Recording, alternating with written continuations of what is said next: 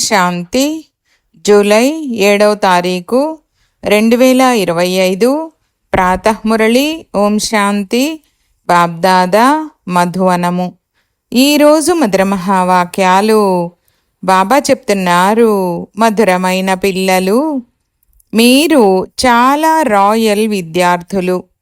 మీరు తండ్రి, టీచర్ మరియు సద్గురువు స్మృతిలో ఉండాలి. అలౌకిక సేవను చేయాలి. ప్రశ్న: ఎవరైతే తమను తాము అనంతమైన పాత్రధారులుగా భావిస్తూ నడుచుకుంటారో వారి గుర్తులను వినిపించండి.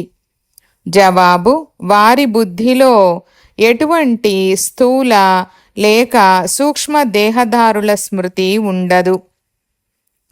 వారు ఒక్క తండ్రిని మరియు శాంతిధామమైన ఇంటిని స్మృతి చేస్తూ ఉంటారు. ఎందుకంటే గొప్పతనమంతా ఒక్క తండ్రిదే.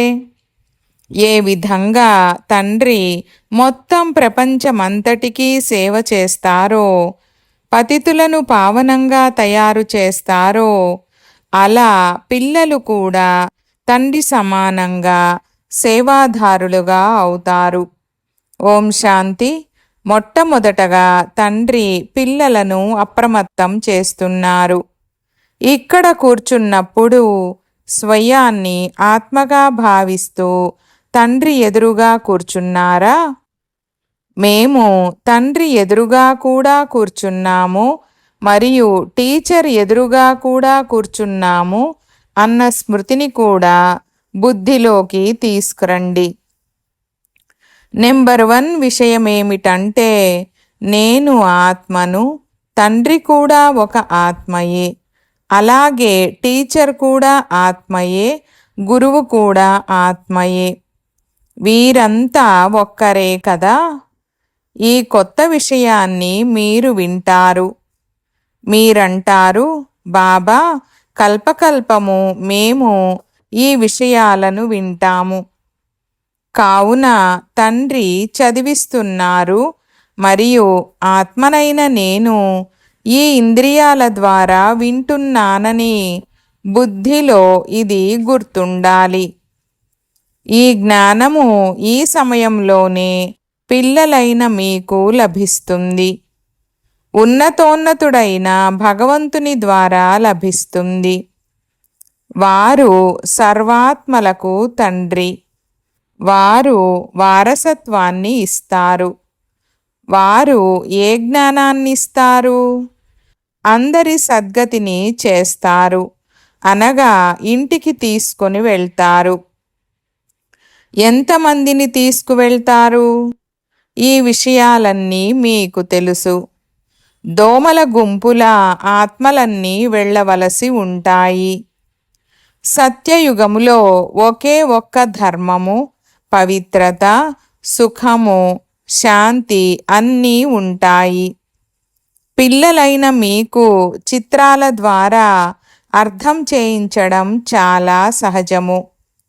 చిన్న పిల్లలు కూడా ఇది ఇంగ్లాండ్ అని, ఇది ఈ దేశమని మ్యాపుల ద్వారా అర్థం చేసుకుంటారు కదా. ఆ తర్వాత ఇక అది గుర్తుండిపోతుంది. ఇది కూడా అలాంటిదే. ఒక్కొక్క విద్యార్థికి అర్థం చేయించవలసి ఉంటుంది. శివాయ నమః. ఉన్నతోన్నతుడైన భగవంతుడన్న మహిమ కూడా ఒక్కరికే ఉంది. రచయిత అయిన తండ్రి ఇంటికి పెద్దవారై ఉంటారు కదా. వారు హద్దులోని తండ్రి. వీరు ఈ మొత్తం అనంతమైన ఇంటికి తండ్రి. అలాగే వీరు టీచర్ కూడా. వీరు మిమ్మల్ని చదివిస్తారు. కావున పిల్లలైన మీకు ఎంతో సంతోషం ఉండాలి. మీరు కూడా రాయల్ విద్యార్థులు. తండ్రి అంటారు, నేను సాధారణ తనువులోకి వస్తాను. ప్రజాపిత బ్రహ్మ కూడా తప్పకుండా ఇక్కడే ఉండాలి. వారు లేకుండా పని ఎలా జరుగుతుంది? అంతేకాక తప్పకుండా వృద్ధుడైన వారే కావాలి. ఎందుకంటే దత్తత తీసుకోబడ్డ పిల్లలు కదా. కావున వృద్ధుడైన వారే కావాలి. శ్రీకృష్ణుడైతే పిల్లలు పిల్లలు అని సంబోధించలేరు. పిల్లలు అని సంబోధించడానికి వృద్ధులు శోభిస్తారు. చిన్న బాలుడినైతే ఎవరు బాబా అని సంబోధించరు. కావున నేను ఎవరి ఎదురుగా కూర్చున్నానని పిల్లలకు కూడా బుద్ధిలోకి రావాలి. లోపల సంతోషము కూడా ఉండాలి. విద్యార్థులు ఎక్కడ కూర్చొని ఉన్నా వారికి బుద్ధిలో తమ తండ్రి కూడా గుర్తుకు వస్తారు. అలాగే టీచర్ కూడా గుర్తుకు వస్తారు. లౌకికములో అయితే వారికి తండ్రి వేరుగా టీచర్ వేరుగా ఉంటారు. కానీ మీకైతే ఒక్కరే తండ్రి, టీచర్ మరియు గురువుగా ఉన్నారు. ఈ బాబా కూడా ఒక విద్యార్థే కదా. వీరు చదువుకుంటున్నారు. కేవలం అప్పుగా వీరి శరీరాన్ని ఇచ్చారు. ఇంకే తేడా లేదు. వీరు కూడా మీలాంటి వారే. మీరు ఏదైతే అర్థం చేసుకుంటున్నారో వీరి ఆత్మ కూడా అదే అర్థం చేసుకుంటున్నారు. గొప్పతనమంతా ఒక్కరిదే. వారినే ప్రభువు ఈశ్వరుడని అంటారు. తండ్రి ఇది కూడా చెప్తుంటారు. స్వయాన్ని ఆత్మగా భావిస్తూ ఒక్క పరమాత్మను స్మృతి చేయండి. మిగిలిన సూక్ష్మ మరియు స్థూల దేహధారులందరినీ మర్చిపోండి. మీరు శాంతిధామ నివాసులు. మీరు అనంతమైన పాత్రధారులు. ఈ విషయాలు ఇంకెవ్వరికీ తెలియవు. మొత్తం ప్రపంచములో ఇంకెవ్వరికీ ఈ విషయాలు తెలియవు. ఇక్కడికి ఎవరైతే వస్తుంటారో వారు అర్థం చేసుకుంటూ ఉంటారు మరియు తండ్రి సేవలోకి వస్తూ ఉంటారు. ఈశ్వరీయ సేవాదారులు కదా. తండ్రి కూడా సేవ చేసేందుకే వచ్చారు. వారు పతితులను పావనంగా తయారు చేసే సేవను చేస్తారు. రాజ్యాన్ని పోగొట్టుకొని ఎప్పుడైతే దుఃఖితులుగా అవుతారో అప్పుడు తండ్రిని పిలుస్తారు. ఎవరైతే రాజ్యాన్ని ఇచ్చారో వారినే పిలుస్తారు. తండ్రి సుఖధామానికి యజమానులుగా చేసేందుకు వచ్చారని పిల్లలైనా మీకు తెలుసు.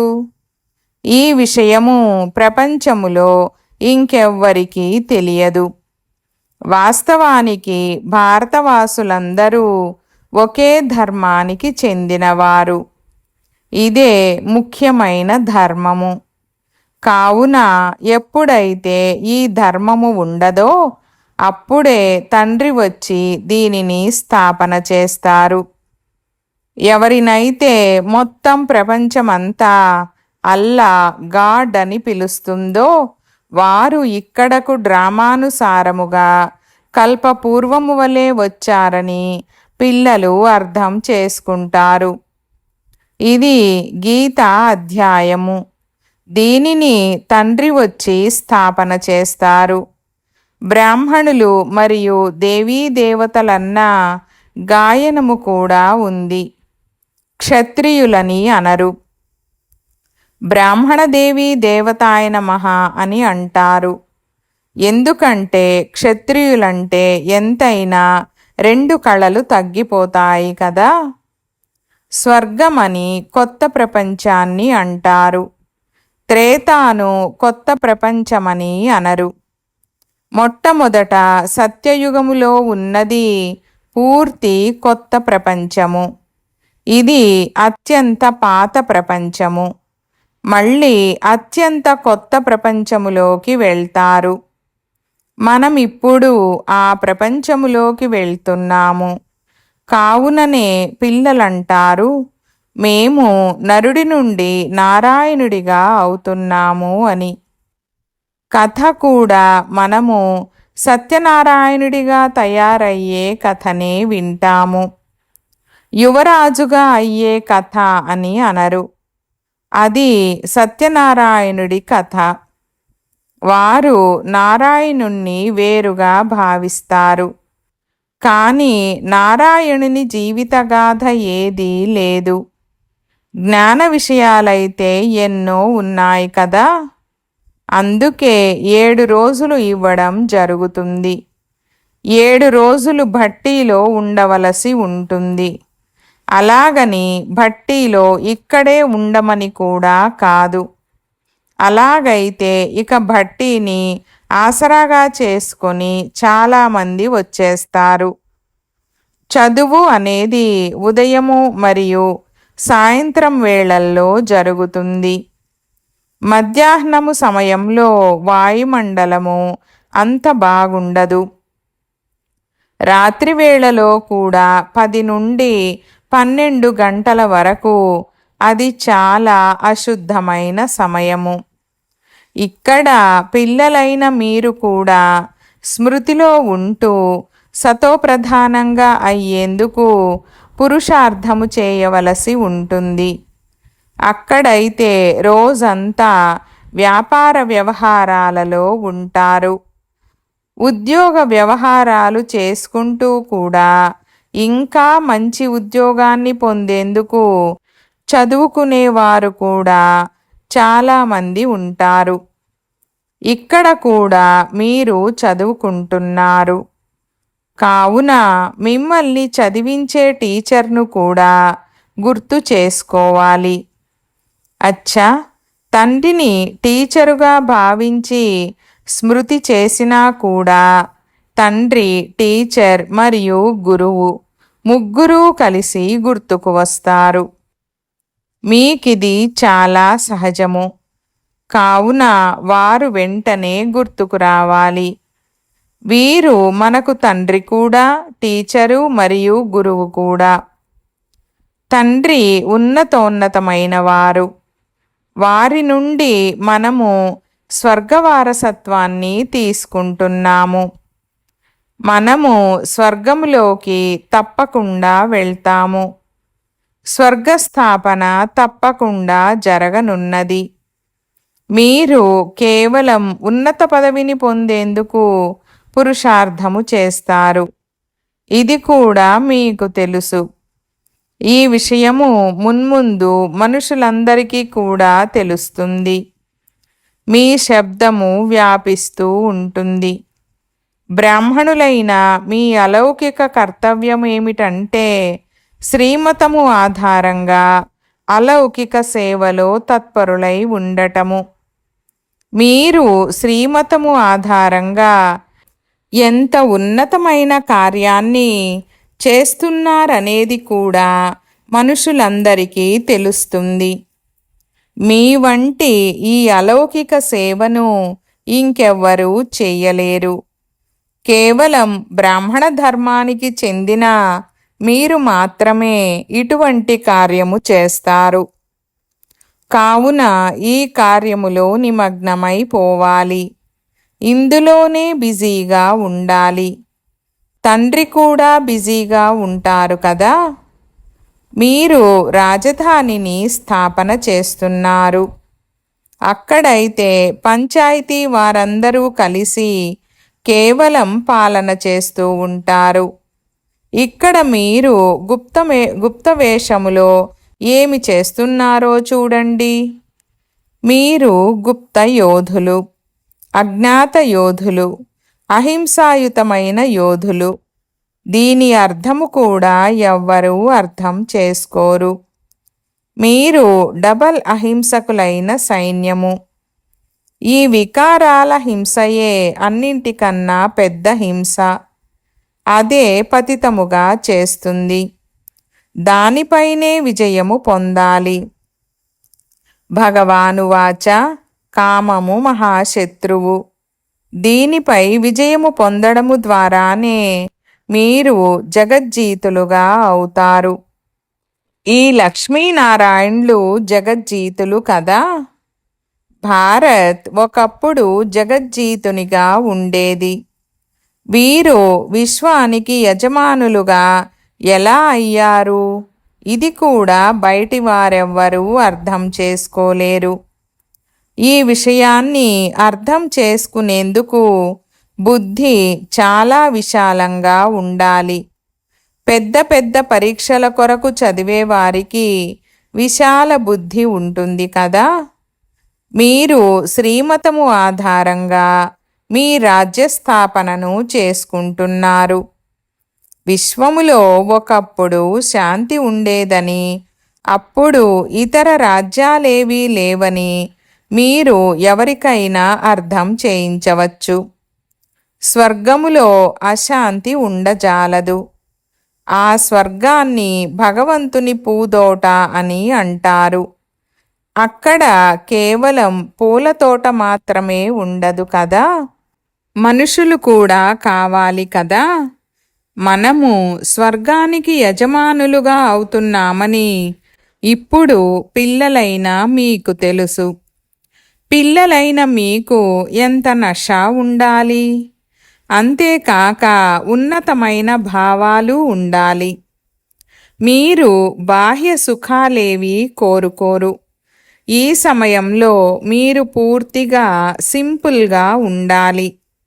ఇప్పుడు మీరు అత్తవారింటికి వెళ్తారు. ఇది పుట్టినిల్లు. ఇక్కడ మీకు 2 తండ్రులు లభించారు. ఒకరు నిరాకారుడు, ఉన్నతోన్నతమైన వారు. రెండవ వారు సాకార తండ్రి, వారు కూడా ఉన్నతోన్నతమైన వారే. ఇప్పుడు మీరు అత్తవారిల్లైన విష్ణుపురిలోకి వెళ్తారు. దానిని కృష్ణపురి అని అనరు. పిల్లల విషయంలో పురి ఉండదు. విష్ణుపురి అనగా లక్ష్మీనారాయణ్ల పురి. మీది రాజయోగము. కావున తప్పకుండా నరుడి నుండి నారాయణుడిగా అవుతారు. పిల్లలైన మీరు సత్యాతి సత్యమైన ఈశ్వరీయ సేవాధారులు. ఏ పిల్లలైతే తక్కువలో తక్కువ 8 గంటలు ఆత్మాభిమానిగా ఉండే పురుషార్థము చేస్తారో బాబా వారినే సత్యమైన ఈశ్వరీయ సేవాధారులని అంటారు. ఏ కర్మబంధనాలు లేనట్లయితే ఈశ్వరీయ సేవాధారులుగా అవ్వగలుగుతారు మరియు కర్మాతీత స్థితి ఏర్పడగలదు. నరుడి నుండి నారాయణుడిగా అవ్వాలంటే కర్మాతీత అవస్థ తప్పకుండా కావాలి. కర్మబంధనాలు ఉన్నట్లయితే శిక్షలు అనుభవించవలసి ఉంటుంది. స్మృతి చేసే విషయంలో చాలా కఠినమైన శ్రమ ఉంటుందని పిల్లలు స్వయం అర్థం చేసుకుంటారు. యుక్తి చాలా సహజమైనది. కేవలం తండ్రిని స్మృతి చేయాలి. భారత్ యొక్క ప్రాచీన యోగము ప్రసిద్ధమైనది. యోగము కొరకే జ్ఞానము ఉంది. దానిని తండ్రి వచ్చి నేర్పిస్తారు. శ్రీకృష్ణుడేమీ యోగాన్ని నేర్పించరు. శ్రీకృష్ణునికి స్వదర్శన చక్రాన్ని చూపించారు. ఆ చిత్రము కూడా ఎంత తప్పు. ఇప్పుడు మీరు చిత్రాలు మొదలైన వాటినేమీ స్మృతి చెయ్యకూడదు. అంతా మర్చిపోండి. ఎవరి వైపుకు బుద్ధి వెళ్ళకూడదు.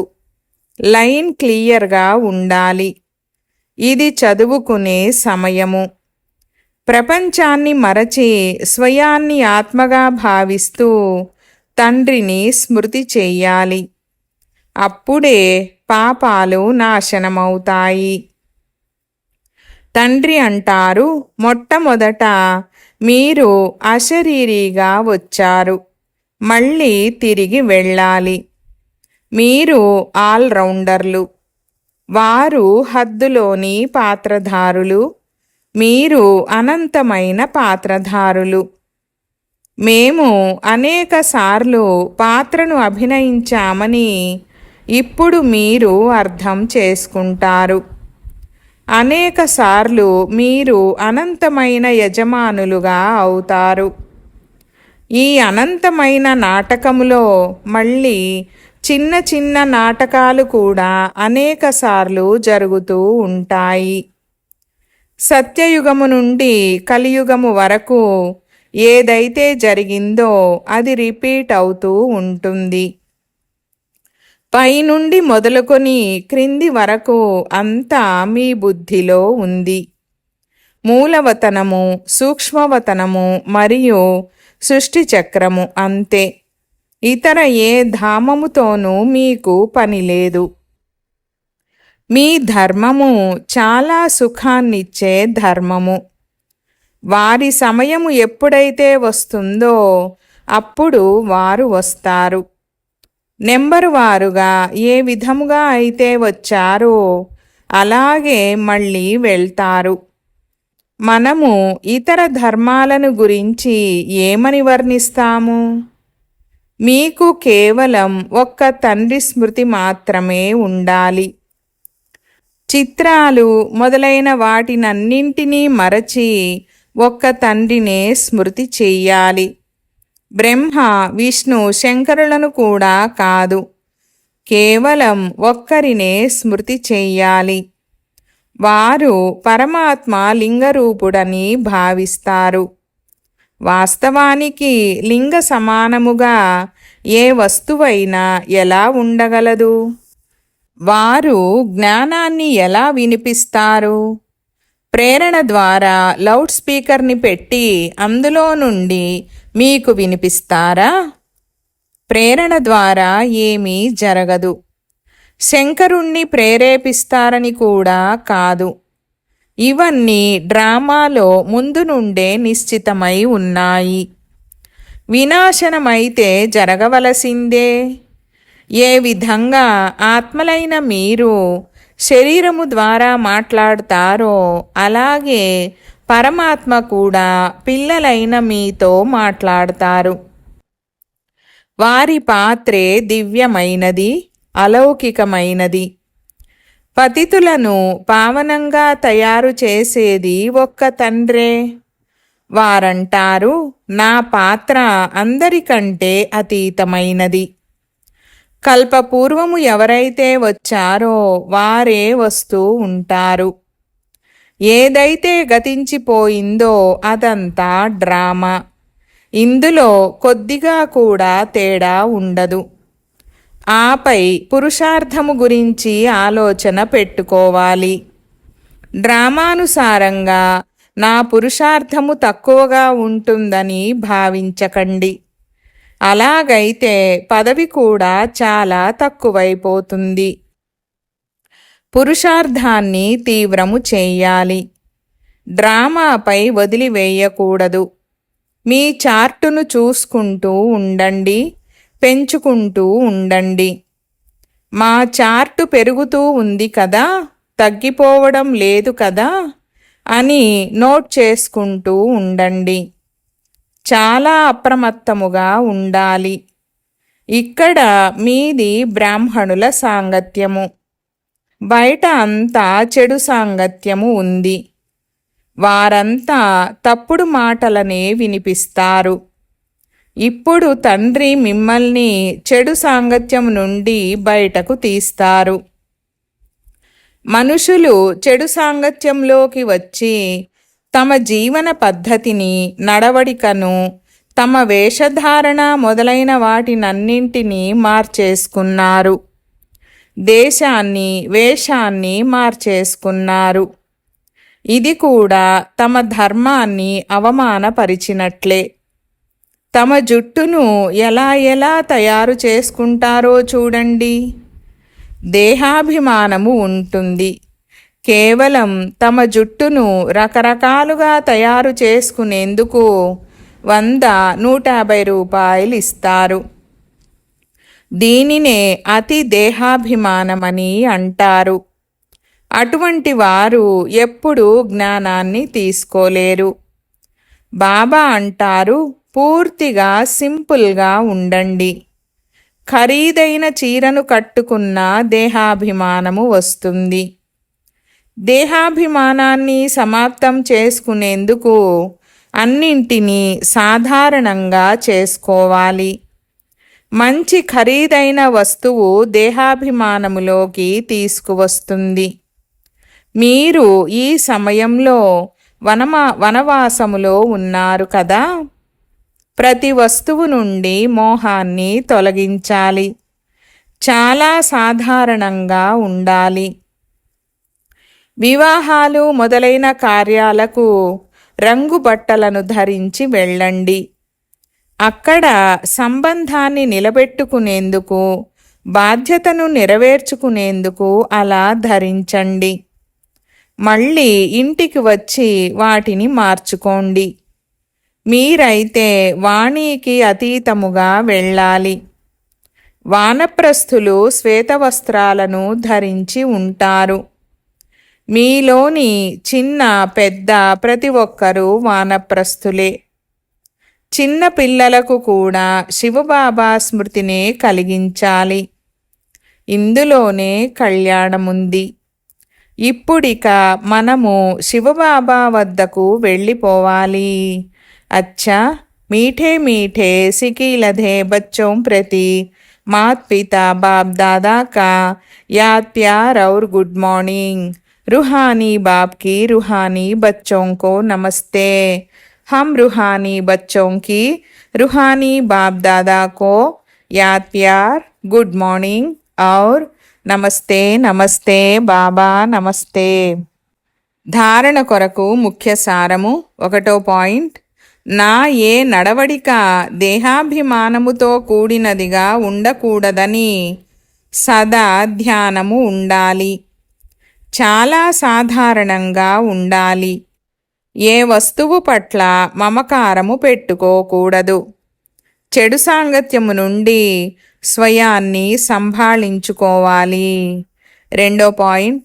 స్మృతి చేసే విషయంలో శ్రమించడం ద్వారా సర్వకర్మ బంధనాలను సమాప్తం చేసుకుని కర్మాతీతముగా అవ్వాలి. తక్కువలో తక్కువ 8 గంటలు ఆత్మాభిమానిగా ఉంటూ సత్యాతి సత్యమైన ఈశ్వరీయ సేవాదారులుగా అవ్వాలి. వరదానము. విశాల బుద్ధి విశాల హృదయము ద్వారా నా వారు అన్న అనుభూతిని కలిగించే మాస్టర్ రచయిత భవ.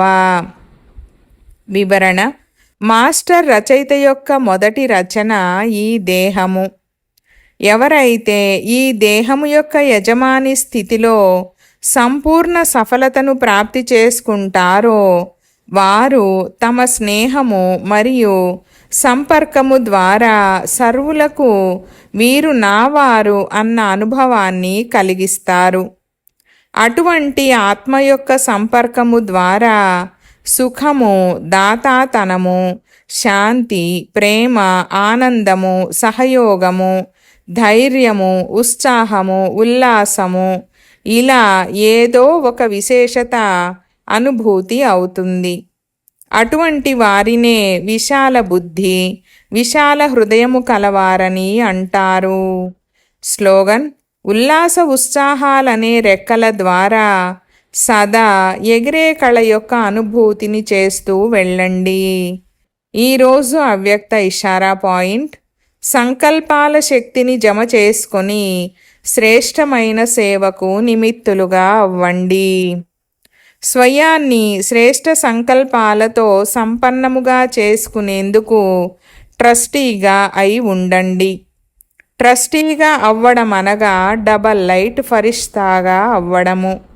ఇటువంటి పిల్లల ప్రతి శ్రేష్ట సంకల్పము సఫలమవుతుంది. ఒక్క శ్రేష్ట సంకల్పము పిల్లలది మరియు వేలాది శ్రేష్ట సంకల్పాల ఫలము బాబా ద్వారా ప్రాప్తిస్తుంది. 1కి 1000 రెట్లు లభిస్తుంది. ఓం శాంతి.